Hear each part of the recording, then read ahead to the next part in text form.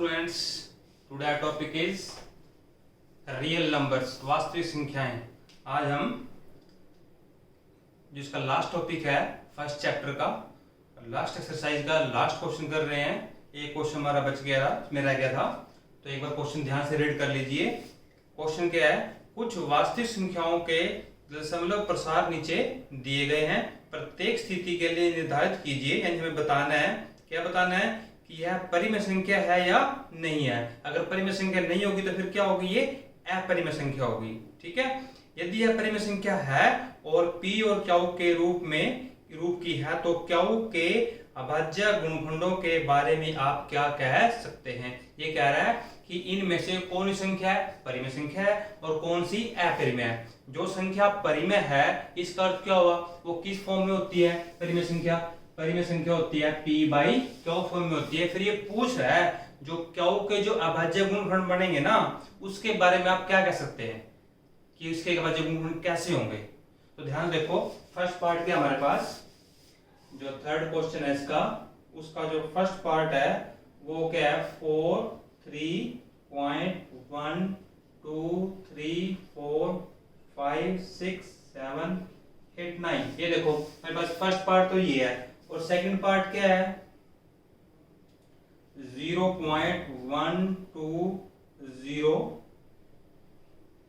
1200 1200 dash dash dash कर रखा है इसने।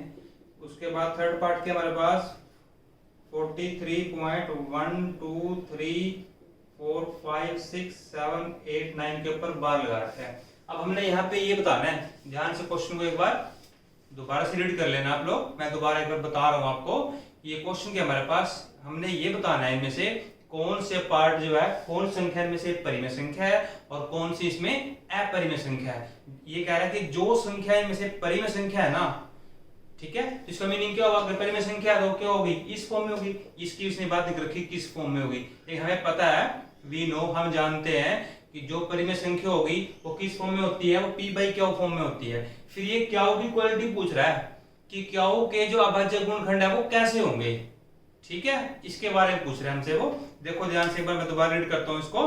कुछ वास्तविक संख्याओं के दशमलव प्रसार नीचे दर्शाए गए हैं, प्रत्येक स्थिति के लिए निर्धारित कीजिए कि यह संख्या परिमेय संख्या है या नहीं है। हमने ये बताना है कि ये संख्या परिमेय संख्या है या नहीं है, या फिर हम ये कह सकते हैं कि ये बताइए कि कौन सी संख्या परिमेय है और कौन सी अपरिमेय। एक ही बात है, जैसे मर्जी पूछ रहे हमसे वो।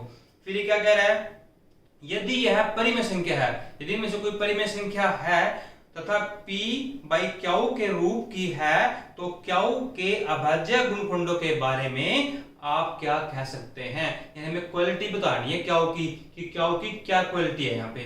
ठीक है, अब देखो ध्यान से, जो फर्स्ट पार्ट है हमारे पास, देखो मैंने आपको क्या बता रखा है कि अगर यहाँ पे डैश डैश डैश आ गया, इसका मीनिंग क्या है कि वो क्या अशांत है, वो नॉन टर्मिनेटिंग है। फिर हमने ये चेक करना है कि जो अशांत है वो रिपीटिंग है कि नहीं है, कोई पैटर्न बन रहा है कि नहीं बन रहा है। अब ये देखो, जैसे यहाँ पे देखो ये डैश डैश नहीं आ रहा, इसका मीनिंग क्या हुआ?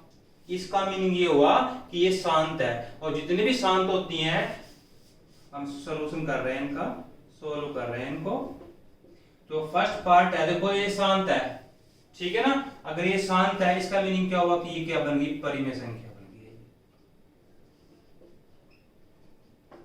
ठीक है, क्योंकि ये शांत है तो ये क्या बन गई है? परिमेय संख्या बन गई है। उसके बाद फिर इसकी क्या क्वालिटी क्या होगी? क्योंकि शांत है, हमने लास्ट क्वेश्चन में किया था, सेकंड क्वेश्चन में किया था, एक्सरसाइज 1.4 के सेकंड क्वेश्चन में किया था कि जो शांत, जो भिन्न, ठीक है ना, जो परिमेय संख्याएं अगर उनका दशमलव प्रसार शांत है तो उसमें क्या क्वालिटी होती है?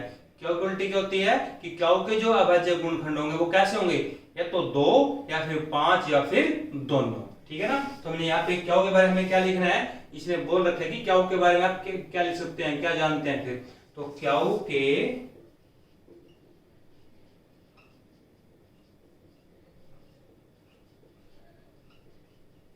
अभाज्य गुणनखंड 2 या 5 या फिर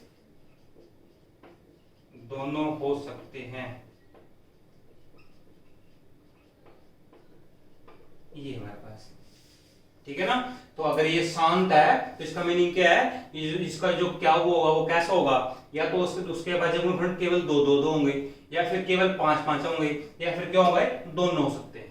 तो ये क्या हमने बता दिया है कि इसकी क्या इक्वालिटी ये है, ठीक है। उसके बाद सेकंड पार्ट क्या हमारे पास, अब देखो सेकंड पार्ट क्या है, अशांत है, देखो टर्मिनेट नहीं हो रहा, कहीं भी खत्म नहीं हो रहा, डैश डैश डैश चल रहा है, इसका मीनिंग क्या, देखो अब पैटर्न देखते हैं, क्या पैटर्न बन रहा है, 0.1 पहले स्टार्टिंग तो आ गया 120, फिर आ गया 1200, फिर आ गया 12000, फिर आ गया 12, यानी ये क्या हो रहा है, एक पैटर्न नहीं बन रहा है, चेंज हो रहा है हर बार। यहाँ पे एक जीरो थी 12 के बाद, यहाँ 12 के बाद 2 जीरो आ गई, यहाँ 12 के बाद कितनी 3 जीरो आ गई, यहाँ 12 के बाद क्या आ गई 4 जीरो आ रही है। तो इसका मीनिंग क्या, पैटर्न नहीं बन रहा, ना तो ये शांत है ना कोई पैटर्न बना रही है, it means non terminating non repeating. तो ये ऐसी जो संख्या होती है वो क्या होती है, अपरिमेय संख्या होती है। तो ये क्या होगा आपके पास, अपरिमेय संख्या। थर्ड पार्ट देखो क्या क्या है, थर्ड पार्ट देखो यहां पे ये शांत नहीं है, ठीक है, ये जो है ये शांत नहीं है, ठीक है। और क्योंकि देखो इसके ऊपर बार लग रहा है, इसका मीनिंग क्या है कि ये नंबर्स बार बार बार रिपीट हो रहे होंगे, तभी इसके ऊपर बार लगाया। हम कर चुके हैं, हमने 9th भी किया है। अगर यहाँ पे ऐसे लिखो होता है 0.3333 डैश डैश, इसका मीनिंग क्या होता है, हम इसको लिख सकते हैं 0.3 के ऊपर क्या लगाते हैं, बार लगा देते हैं। ये इट मीन जो 3 नंबर है वो बार बार बार बार इनफाइनाइटली मेनी टाइम रिपीट हो रहा है। कहीं पे भी ये इसका दशमलव प्रसार है, कहीं पे भी शांत नहीं हो रहा है, जीरो जो इसका रिमाइंडर है वो जीरो नहीं आ रहा है। अब ये देखो यहाँ पे ये लगा हुआ, इसका मीनिंग क्या है कि ये नंबर्स बार बार बार रिपीट हो रहे हैं, तो इनको एक बार लेके इनके ऊपर क्या लगा दिया, बार लगा दिया। तो ये क्या है, नॉन रिपीटिंग है लेकिन एक पैटर्न बन रहा है। अगर ये पैटर्न बन रहा है फिर ये क्या बनेगी, परिमेय संख्या बनेगी। क्या बनेगी, ये परिमेय संख्या। तो जो उसका थर्ड पार्ट है तो क्या बनेगी, ये बनेगी आपकी परिमेय संख्या। उसके बाद ये अब इसकी क्वालिटी पूछ रहा है, देखो ध्यान से, अब ये शांत नहीं हो रही, ठीक है ना। अगर शांत होती फिर क्या क्वालिटी होती, क्या होगी, या तो उसके बचे हुए 2 बनेंगे, या फिर क्या बनेंगे 5, या फिर 2 और 5 दोनों। लेकिन यहाँ पे अगर ये टर्मिनेट नहीं हो रहा है परिमेय संख्या, इसका मीनिंग क्या है, इसके जो अभाज्य गुणनखंड बनेंगे क्या होंगे,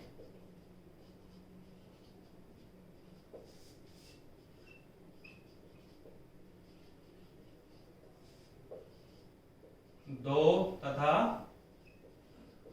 5 के अलावा कोई